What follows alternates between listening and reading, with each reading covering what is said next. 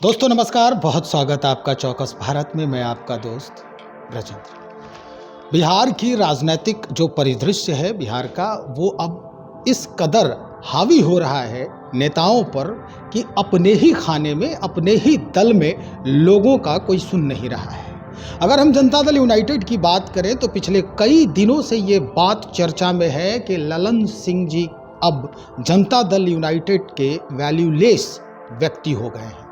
एक पत्र जारी किया था मोकामा को लेकर उन्होंने, और उसके बाद ये चर्चा आम हो चुकी है। एक खबर और आ रही है कि 29 तारीख को बैठक होगी जनता दल यूनाइटेड की, और इसमें बहुत बड़े बड़े निर्णय भी लिए जा सकते हैं। इस निर्णय के दौरान ये भी हो सकता है कि नीतीश कुमार अब पूरे जनता दल यूनाइटेड जो पार्टी है उसकी कमान संभाल सकते हैं, और अगले जो लोकसभा चुनाव है उसके लिए वो अपने ढंग से दिशा निर्देश करते नजर आएंगे। इस बाबत आज बातचीत करेंगे। हमारे साथ पूर्व मंत्री हैं भारतीय जनता पार्टी से, खनन भूतत्व मंत्री जनक राम जी हमारे साथ हैं। इन्हीं से हम बातचीत करेंगे। क्या लग रहा है सर आपको कि मुख्यमंत्री अब सक्षम है कि पूरी पार्टी का कमान संभाल सके? पहले से ही ये पूरा व्यवस्था इनका तय हो चुका है।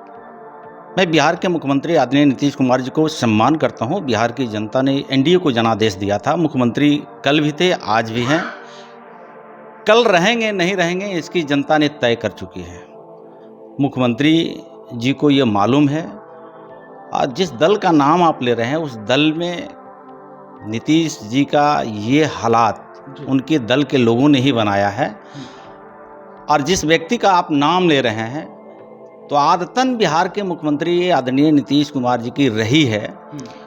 श्री जॉर्ज फर्नांडिस जी को ले लीजिए, शरद यादव जी को ले लीजिए, आप जो वर्तमान राष्ट्रीय अध्यक्ष जी का नाम ले रहे हैं, तो किसी को बिहार के मुख्यमंत्री जी ने छोड़ा नहीं। एक एक करके अपने ही राष्ट्रीय अध्यक्ष को अपमान करते हैं और जलील करके घर से बाहर करते हैं। मुझे लगता है कि उस पर विशेष करके मुझे कुछ नहीं कहना है, उनके घर की मामला है और सर्वविदित है। बिहार की जनता जानती है कि जिसके कंधे पर हाथ रखते हैं उसी को गले में हाथ लगा करके पार्टी से बाहर करते हैं। ये भी बात हो रही है कि ललन सिंह से संतुष्ट नहीं है नीतीश कुमार। कई ऐसे समय आए हैं जिससे ये उनके ही जो अपने शागिर्द हैं वो बता रहे हैं कि ललन सिंह इस पार्टी के लिए उचित नहीं। उनकी घर का विषय है, किससे वो खुश हैं, किससे नाराज़ हैं, उस पर मुझे कुछ टीका टिप्पणी नहीं करना है। भगवान इन दोनों लोगों को सद्बुद्धि दे। आने वाले दिनों में जिस दल का आप नाम ले रहे हैं बिहार के थर्ड पार्टी है, तीसरा फ्रंट की ये पार्टी है। जनादेश तो इनके पक्ष में कभी रहा नहीं, लेकिन आने वाले दिनों में जनता ने इनकी जमानत जब्त कर देगी। जदू नामो निशान का बिहार में कुछ नहीं बच पाएगा। 2024 की तो बात हो रही है कि भाई अब नीतीश कुमार ही कमान संभालेंगे, राष्ट्रीय अध्यक्ष के रूप में ललन सिंह का कोई रोल नहीं होगा उसमें। सपना देखना चाहिए और बिहार के लोगों ने देखा है। नारा भी जनता लगा रही है, मोदी है तो मुमकिन है, मोदी है तो गारंटी है। 15 साल इनके बड़े भाई और 17 साल इन्होंने रोटी कपड़ा मकान आवास शिक्षा सुरक्षा सम्मान की बात इन लोगों ने नहीं किया। 15 साल इनके बड़े भाई ने मानसिक रूप से आर्थिक रूप से शोषण किया। अब 17 साल से इन्होंने वही ढर्रे पर चल पड़े हैं। लाठी में तेल पिला करके बिहार की जनता के इन लोगों ने लूटने का काम किया, पीटने का काम किया। आज देख रहे हैं सरेआम दरोगा पीट रहे हैं, डीएसपी पीट रहे हैं। मुझे लगता है कि लोकतंत्र को इन लोगों ने मजाक बना के रखा है।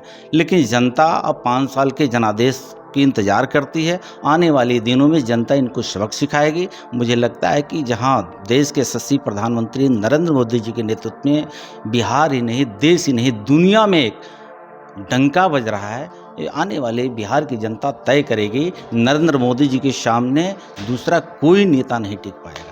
एक सवाल आखिर में ये है कि क्या वाकई में नीतीश कुमार जब कमान संभालेंगे तो फिर से वो 2005 वाला परिदृश्य दिखेगा, ये जज्बा ये जलवा नीतीश कुमार का?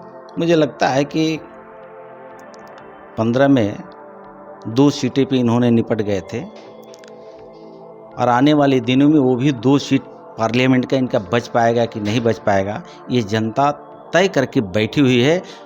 बिहार में 40 का 40 एनडीए नरेंद्र मोदी जी को जाएगा। चलिए, बहुत शुक्रिया जानकारी देने के लिए। तो हमारे साथ जनक राम जी, पूर्व खान मंत्री, भूतत्व मंत्री हमारे साथ आज बातचीत कर रहे थे इस मुद्दे पे कि भाई जदयू में इस तरह की जो स्थिति बनी हुई है इसके मुख्य कारण क्या है।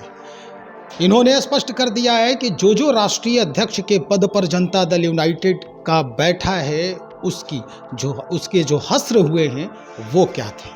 उदाहरण के तौर पे कई नामों को इन्होंने जिक्र किया है। अब देखना ये होगा कि 29 तारीख के इनकी बैठक है और बैठक में किस तरह के निर्णय इस पार्टी के मुखिया जो है नीतीश कुमार जी वो ले रहे हैं और इसके नए आयाम जो हैं वो निकल कर कैसा सामने आ रहा है। बने रहिए हमारे साथ, हम इससे संबंधित और भी खबरों को बहुत जल्द हाजिर कर रहे हैं। बहुत शुक्रिया आपका।